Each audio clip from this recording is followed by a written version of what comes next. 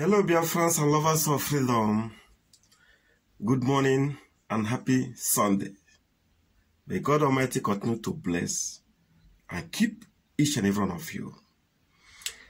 Yes, as the title of this video indicates, you can quote me. There must be mass graves in Biafra land. And we're going to find out when Biafra is restored. Because right now, there's nothing we can do. And why do I say this? Now listen to this. Since 2017, the zoo military apparatus, the police and the army, has been systematically picking Biafran youths, especially Igbo youths, especially in Abia State, in Aba to be precise. In the dead of the night, they knock on the door and pick able young men. Their target is 17 to 33 years. They pick these boys and they take them to a place of no return. What do you think, in your opinion, that has happened to these people? Well, your guess is as good as mine. And the trend has continued till this day. They are still picking our young boys, Biafra youths, Igbo youths. They pack them in the healer's van and they take them away. Last 3 days we had the news of 30-something cops being deposited in Owerri mortuary. Innocent, unarmed civilians. The word is not talking. But I want to say this. When Mazi Nnamdi Kanu was in Biafra land, agitating, millions of people were following him around. The Southeast governors conducted an evil meeting, proscribed IPOB, and said that the agitation was violent. The same agitation is what Sunday Igboho is doing in Yoruba land. The same agitation that they say is violent agitation. The Yorubas are doing exactly the same thing. And no Yoruba leader have ever condemned them or called them violent agitators or anything of sorts. And nobody have sent the army to kill them. Nobody have sent the police to kill them. Why is our own different? This is my question. Another question I have to the world is this. Igbos are being killed in their numbers. Make no mistake about it. The world know. Israel know about it. US know about it. China know. UK know. Europe know. Germany and all the rest of them. Canada know. They know. Nobody is talking. But immediately, Nigerian government banned Twitter. The world started talking. They are talking about fundamental human rights. And my question is this. Killing of innocent unarmed civilians and the burden of Twitter, or suspension of Twitter, which one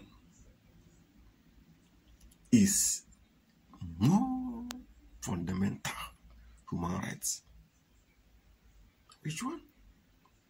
Shedding of blood, what is not talking, ordinary burden of Twitter, which means their interest is in finance, in money. The world are interested in money.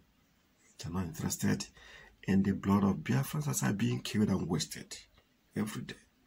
Recently, the president of the zoo threatened a whole region, a tribe comprising of at least 70 million people, Igbos worldwide, and somebody who fought the first Biafran Nigerian war, the same person who said that any attack Boko Haram's attack against the north, that same person is threatening to kill the Igbo ethnic group. The word is not talking. So, what are we going to do? To keep quiet and be slaughtered? May God continue to bless Ahmadike Biafra, Mazi Nnamdi Kanu, the only voice, low voice in the desert. Olu Netim Unozara, this young man, without him, oh, where will we be today? I said it again. Without Mazi Nnamdi Kanu, we won't be able to count 2 million Igbos. The Fulanis are ready. They are equipped to wipe us out. But Mazi Nnamdi Kanu, with Eastern Secret Network, is doing us good. They are doing us proud. Okay. Of recent, over 400 bags was found in Ebony Forest. These are instruments of war, instruments of conquest by the Fulanis. The Southeast governors are not saying anything. Police, brethren, if there is no CSN, how could we have found out these over 400 bags? We couldn't have found out.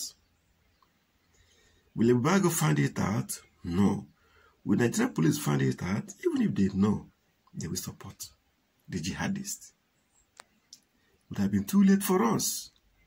If Eastern Secret Network have not found out these over 400 bags that are being hidden in the forest by the Fulanis, it would have been too late for the Igbo tribe. We thank God for Eastern Secret Network and thank God for our liberator, Mazi Nnamdi Kanu.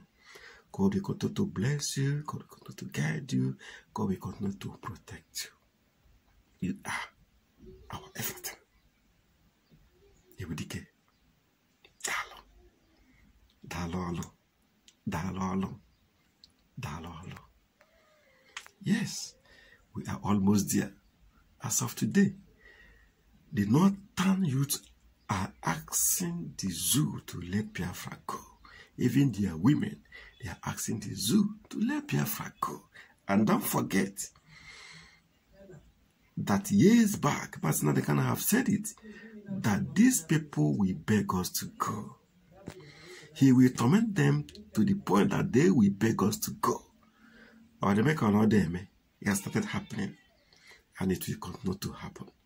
Their people, their own people, will pressurize them to let Biafra have their freedom.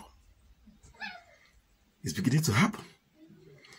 I continue to give glory to God. I continue to say thank you, Father. Thank you, Elohim. Thank you, Jehovah.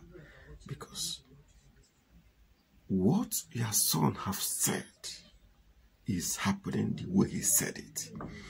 And we have no choice but to glorify God, the Father. On this note, I rest my case. Bye-bye.